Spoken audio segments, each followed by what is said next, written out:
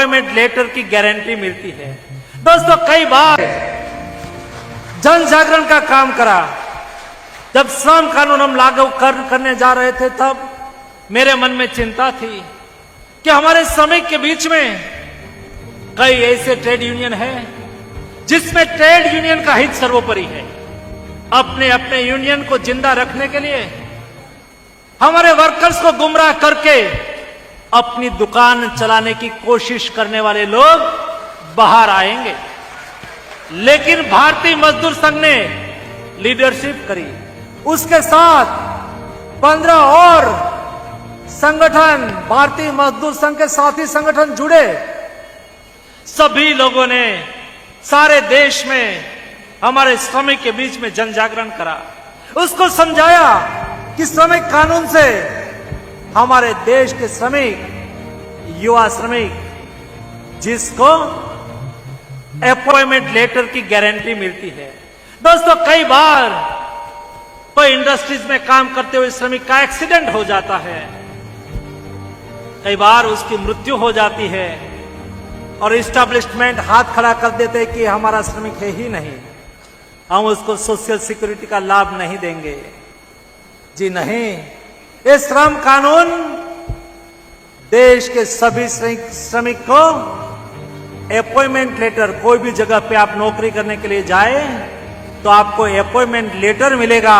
वो एश्योर करेगा कि आप मान्यता प्राप्त श्रमिक हैं, आपका अधिकार को सुनिश्चित करना है। ये श्रम कानून हमारी महिलाएं और पुरुष दोनों के श्रमिक के बीच में भेदभाव को खत्म करता है। महिला समान काम के लिए समान वेतन, महिला हो या पुरुष हो, दोनों एक काम के लिए समान वेतन का अधिकार सरकार के द्वारा हमारे महिलाओं को समान वेतन की गारंटी देता है। ये ही श्रम कानून।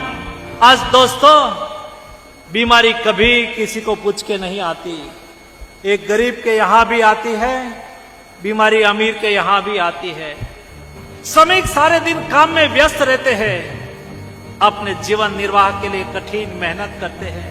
छोटी मोटी बीमारी होती है तो इग्नोर करते हैं, और कई बार कैंसर जैसे डिसीज जब 3rd स्टेज में आ जाते हैं तब ही पता चलता है, तभी वो अस्पताल जाते हैं और बाद में उसको बचाना दिक्कत हो जाती है, मुश्किल हो जाता है। ये श्रम कानून देश के हर श्रमिक को साल में एक बार हेल्थ चेकअप कराने की गारंटी देता है।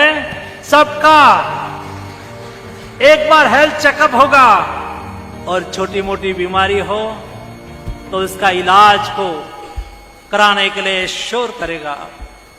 दोस्तों, ये श्रम कानून, कई बार हम कोयला खदान में काम करते हैं, कई बार हम ऐसे हैजार्डस काम के साथ लगते हैं जिसमें बीमारी की संभावना बढ़ती है। और एसिक के कानून तो ऐसा कहता है कि मिनिमम 10 एम्प्लॉइज होंगे, उसको ही ESIC का लाभ मिलेगा। लेकिन ये श्रम कानून हैजार्डस एक्टिविटी के साथ जुड़े हुए सभी श्रमिक, एक हो या दो हो, 100% 1 रुपये से 1 करोड़ का खर्च हो तो भी हेल्थ सिक्योरिटी की गारंटी देता है। दोस्तों, इस श्रमिक कानून श्रमिक के हितों के लिए तैयार करा गया है, और इस श्रमिक कानून को समर्थन करने वाले भारतीय मजदूर संघ का रवैया ही दिखता है कि देश के श्रमिकों के हित का प्राथमिकता देना अपना निजी स्वार्थ और निजी संगठन के लिए नहीं, लेकिन भारतीय मजदूर संघ एक समावेशी विचार के साथ जो श्रमिक के हित में है, देश के हित आप सब्सक्राइब करें, बेल आइकन दबाएं, जो कि सही टाइम पे आपको सही न्यूज जो है मिलता रहेगा। में है उसके साथ सहयोग करना।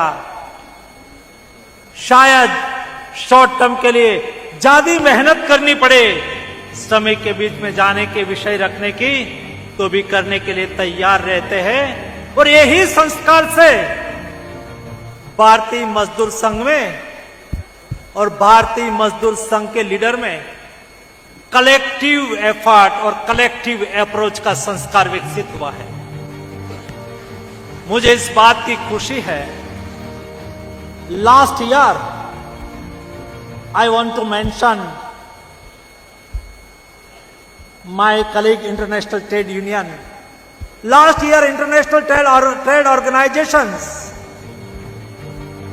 Indian delegation lead by Bharatiya Mazdoor Sangh और our general secretary Surendran ji.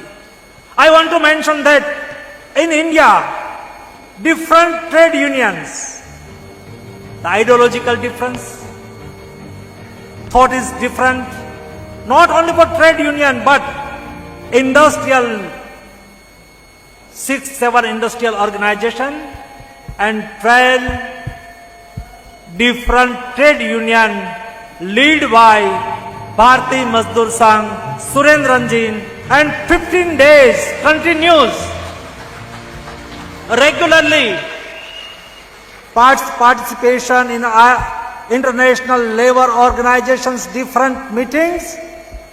But I feel very happy that every evening Surendran ji giving to task of all different trade union participated in different meetings, different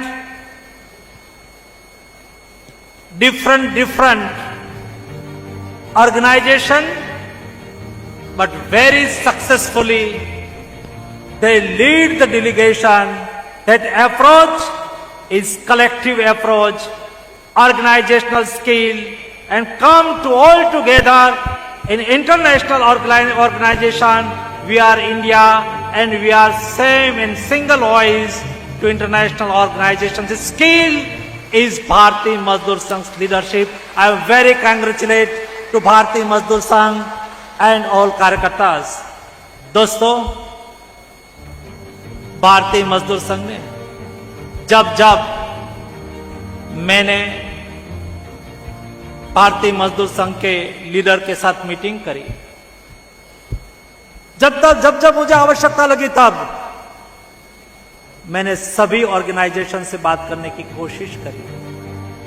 भारतीय मजदूर संघ ने भारत के परिप्रेक्ष्य में मजदूर के workers के हित में जब मुझे सुझाव दिया, मैंने इस सुझाव को माना। मैंने सुझाव के साथ आगे बढ़ने की कोशिश करी। मैं आज इस सम्मेलन में इसलिए उपस्थित हो रहा हूं, दोस्तों, सहयोग परस्पर होता है और हमारी सरकार का ये अप्रोच रहा है कि मेरे देश के वर्कर्स का हित हो और ये वर्कर्स के हित को ध्यान में रखकर काम करने वाले ऑर्गेनाइजेशन मजबूत हो और इस ऑर्गेनाइजेशन के साथ जुड़ने वाले लाखों कार्यकर्ता के कॉन्फिडेंस बिल्ड हो कि सही और सही दिशा में काम करने वाले ऑर्गेनाइजेशन के साथ सरकार कंधा से कंधा मिला के आपके साथ खड़ी है। दोस्तों, लास्ट मीटिंग में भारतीय मजदूर संघ के द्वारा मुझे बताया गया कि कई ऐसे श्रमिक के समस्याएं हैं, उसको सुलझाने की आवश्यकता है। मैंने एक क्रम चालू करा। ईएसआईसी की 56 हॉस्पिटल चलती है और इस हॉस्पिटल, कई हॉस्पिटल 200 से अधिक बेड वाली हॉस्पिटल है। मैं जब हेल्थ मिनिस्टर था तब हमने डिसीजन करा था कि 200 से अधिक बेड वाली अस्पताल में हम मेडिकल कॉलेज चालू कर सकते हैं। हमने तय करा कि ऐसी की 200 से अधिक बेड वाली अस्पताल में हम मेडिकल कॉलेज चालू करें। तब मजदूर संघ ने कहा कि ऐसी की अस्पताल में मेडिकल कॉलेज चालू हो, वो तो अच्छी बात है, लेकिन इस श्रमिक के स्वास्थ्य के लिए, श्रमिक के आर्थिक अनुदान से बनी हुई और चलती हुई अस्पताल है, उसमें हमारे श्रमिक के परिवार के बच्चे को भी आप रिजर्वेशन देंगे तो अच्छा होगा। सभी अस्पताल में हमने हमारे श्रमिक के